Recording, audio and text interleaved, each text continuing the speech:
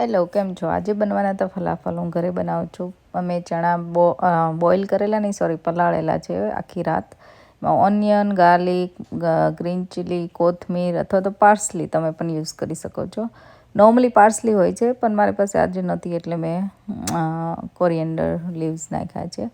Salt, જીરું, આટલી વસ્તુ નાખીને આવી રીતે બ્લેન્ડ કરી લેવાનું છે. બ્લેન્ડ કર્યા પછી મેં છે ને મારી પાસે ડ્રાય પાર્સલી હતી એટલે એડ કર્યું છે, અને થોડું બેકિંગ પાવડર, સોલ્ટ એડજસ્ટ કરી લેવાનું. અને બાઇન્ડિંગ માટે ઘણા પ્લેન ફ્લાવર એડ કરતા હોય છે, પણ મેં ચણાનો લોટ એડ કર્યો છે.